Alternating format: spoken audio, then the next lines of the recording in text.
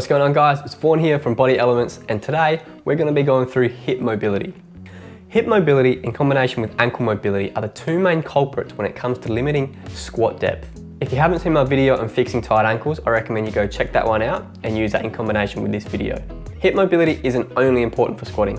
It's also really important when you're doing anything with your lower limbs, anything that requires your hips to be moving efficiently. I'm going to go through a couple of scenarios that you might have found yourself in while squatting. The first one is butt winking. So this is when your lower back is rounding as you get into the bottom of your squat. You really want your spine to remain neutral here. If you find your lower back rounding when you're getting into that deeper position of the squat, you might have to work on some of your hip mobility. The next scenario is knee cave or knee valgus. This is when your knees are turning in as you're going down into the squat. This can also be caused by poor hip mobility. The knee valgus can also be coupled with the arches of your feet collapsing when you're squatting. Generally, the two will happen at the same time. The next scenario that I know a lot of people will find themselves in is turning their feet out excessively to get into a deeper position in the squat. There is a small percentage of people that have a hip anatomy that does not allow them to squat with their feet straight. But it is a small percentage. If you're squatting with your feet at an excessively outward angle, it is worth considering some of these hip mobility exercises. I should note that this video is aimed at the active squat, where a neutral spine is required. If you're getting yourself into a resting squat, a neutral spine is not required.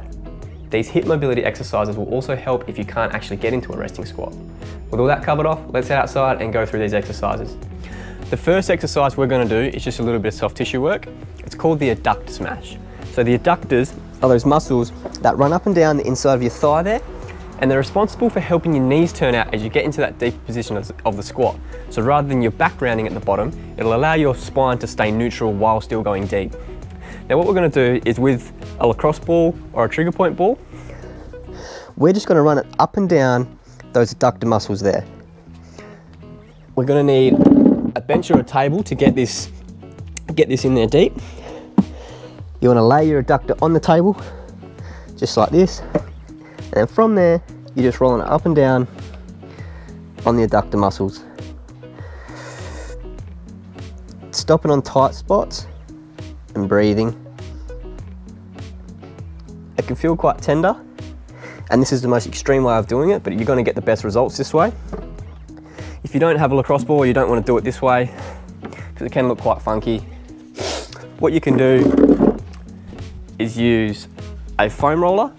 If you've got a nice firm foam roller, this will work pretty well. You just put your target leg over top, your other leg behind, and you can just roll it up and down your adductors. Mine's quite soft, so it doesn't do a whole lot compared to the lacrosse ball.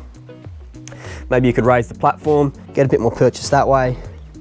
Or if you have a mobility stick, what you can do is just roll that up and down, and that'll really get those adductors nice and loose for these deep squats. You want to do that one for about 2 minutes each leg. The next exercise, and another really good warm up for squatting, is the 90-90 hip swivel. So you want to start with your feet just in front, maybe a little bit wider than hip width apart. The wider this is, the harder this exercise is going to be. And from here, all you're doing is dropping both knees to one side, allowing your hips to go through their full range of motion. The reason it's called 90-90 is because both legs are essentially creating a 90 degree angle.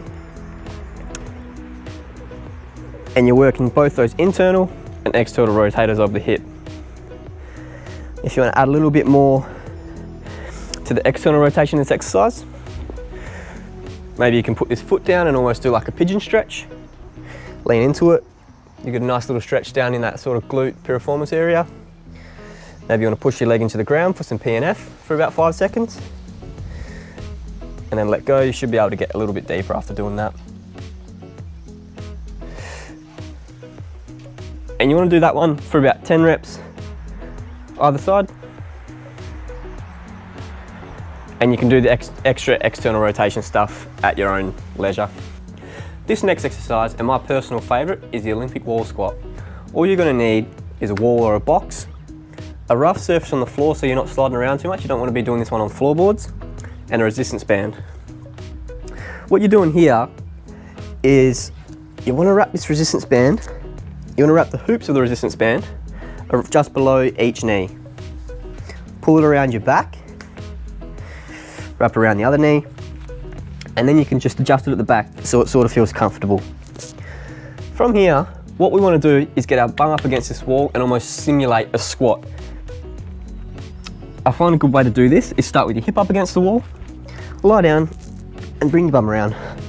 Because what you want to do, you want to reduce the amount of gap of your butt between your bum and the wall, because that's going to allow for a deeper stretch.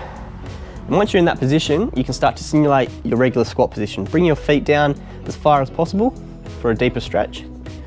And once you're there, what you can do is pulse your knees out to really put a nice active stretch through those adductors.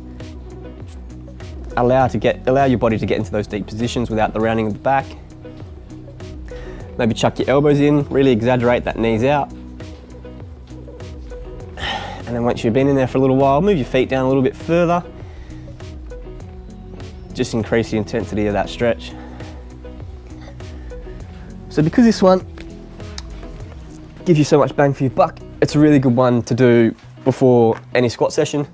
I recommend doing it for 1 to 2 sets for about 2 minutes, and that'll really get you going. Before we go into this next exercise, I just want to show you the difference between internal and external rotation. So external rotation, if you're sitting on like a bench or something, you can test by just twisting your leg in, keeping that knee straight and stable. And you can see this is a measurement of your external rotation. And then if you turn it the other way, that's a measurement of your internal rotation. And you can see my external rotation is a little bit better than my internal rotation. And that'll make more sense as we get into this next exercise. It's worth checking your internal and external on both sides as well, because if you have an imbalance, it's something to think about when you're doing this next exercise, to try and bring that balance back to neutral. This exercise is called the hip airplane or tippy bird. What you're doing with this one is, if you've got a wall or maybe a bar in your squat rack, use this as an assistance, and you're essentially just pushing yourself into a single leg Romanian deadlift. From here, you want to tilt your pelvis externally as far as possible, and then back the other way internally as far as possible. All this is doing is training your body through, as we were going through earlier, your external and internal hip rotation. It's going to build some strength through those ranges too.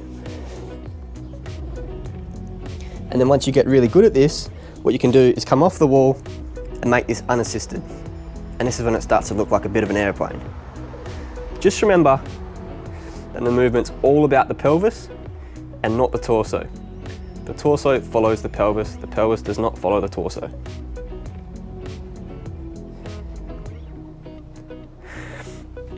I want you to do this one for about 10 reps each side. And if you're struggling with either internal or external rotation, I want you to do, for this, if your internal is worse, do the internal rotation more. If your external is worse, do the external segment of this exercise more. The last exercise we're going to do is just a really deep goblet squat or assisted squat.